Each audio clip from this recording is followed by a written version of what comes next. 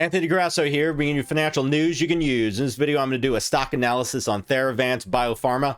Is this an undervalued future gold mine? Well, let's find out together. I'm going to go over a summary of the company, its product offerings, recent headline news, financials, analyst projections, and give it my buy, hold, or sell recommendation for both your short-term and long-term growth investors out there. And as always, folks, don't forget to smash that like button down below. It really helps. And consider subscribing if you hit that notification bell if you like to hear daily stock reviews and recommendations. So let's get right into it. So Theravance Biopharma is a biopharmaceutical company. The company is engaged in creating medicines for patients suffering from serious illnesses. The company operates in the segment of discovery, research, development, and commercialization of human therapeutics. The company's pipeline of internally discovered product candidates includes medicines to address the unmet needs of patients being treated for serious conditions, primarily in the acute care setting. Its commercial product, Vibativ Telavancin, is a once-daily dual-mechanism antibiotic approved in the United States and Europe for certain difficult-to-treat infections. The Revefenacin is a long-acting muscarinic antagonist, I can't even say that word, being developed as a nebulized treatment for chronic obstructive pulmonary disease.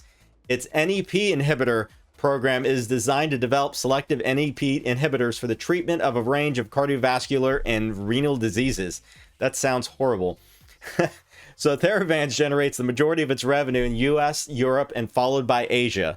So let's look at some news of the company that's recently hit the wire.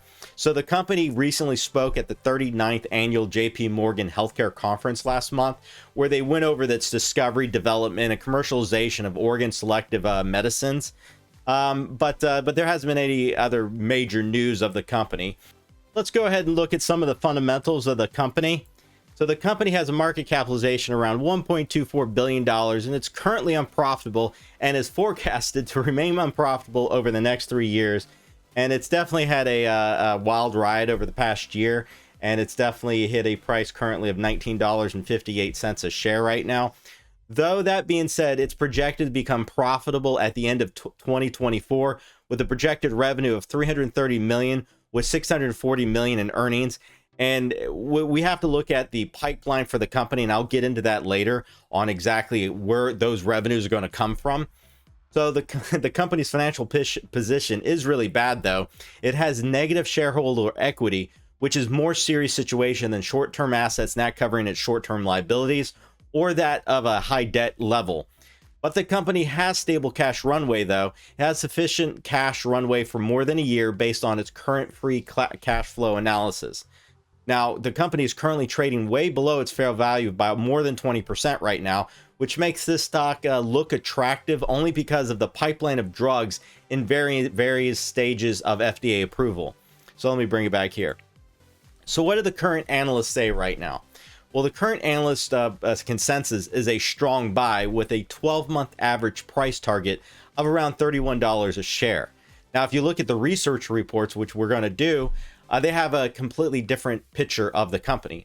The Ford Equity Research Rating, the Street Ratings, and the RT Research Team has sell recommendations, and they've updated those over the past 3 days. The Street Ratings report said that the company's weaknesses can be seen in multiple areas, such as in its feeble growth and its earnings per share, weak operating cash flow, generally disappointing historical performance in the stock itself, and deteriorating net income. Those are all true historically. So yes, looking at the valuation analysis of the company seems expensive with the price to sales ratio 16.92 times, above the pharmaceuticals industry median of 4.71. The company has a very weak balance sheet, highlighted by its negative owner's equity. Most likely this was caused by cumulative losses which negatively impacted retained earnings. The company also has poor profitability in comparison to its pharmaceutical industry peers right now.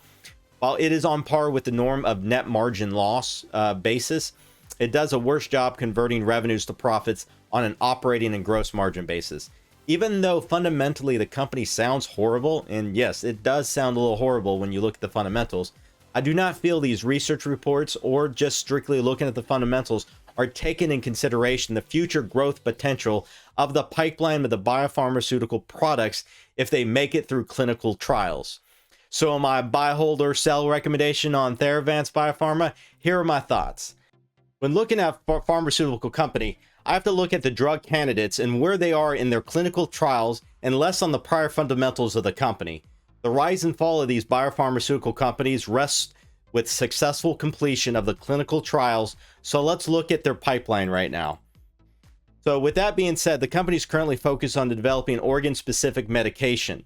And as you can see here in this pipeline, they have two in phase 3 trials. They have 1, 2, 3 in phase 2, and then 1 drug in phase 1. And after they hit phase 3, they go to filed and approved. So they're still a little while away from getting approval of their current pipeline right now, but that definitely looks good. So let me bring it back here. So its current pipeline drugs include candidates for the treatment of the inflammatory lung and intestinal conditions, as well as neurologic orthostatic hypotension. The research programs range from phase 1 to phase 3, as I just showed you. Now, Theravance has Elri on the market as a COPD treatment. That underlies the lion's share of Theravance's revenue right now, which in quarter 3 of 2020 reached about 18.3 million. This was up 47% year over year and was driven by a 124% increase in the sales of that. So as an investor, my immediate interest is a Trelegy Ellipta.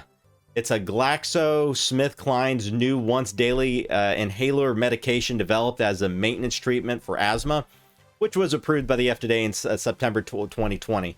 This approval will give Theravance a slice of the income on a drug with a broad potential audience, as asthma affects more than 350 million people globally. Theravance owns royalty share rights on Trelegy, which income estimated to be around 5.5% to 8.5% of total sales. Now, Trelegy was initially approved in the US as the first once daily single inhaler triple therapy for the treatment of COPD. Now, like many biopharmas, Theravance has high overhead and its approved drugs are at the start of their profitability lives right now. This keeps the net earnings and revenues down, at least for the near term, and leads to a discounted share price. The company has slipped 32% over the past 52 weeks. So for those in the long-term growth investors, I would buy into this one when the stock dips in the near term and hold for the years to come. There will be volatility of the next year, but once the drug approvals are in, they might just be the cash cow to skyrocket this price over the next few years, maybe even to $100 a share. I really love the pipeline that the company has coming up over the next year. Now, for short-term investors, this one historically is a day trader's dream, profiting from the swings. So definitely have fun with it. So there you have it, folks. As always, don't forget to smash that like button down below and consider subscribing and hit that notification bell if you'd like to hear daily stock recommendations and reviews. Until this next stock update later today, folks. Ciao.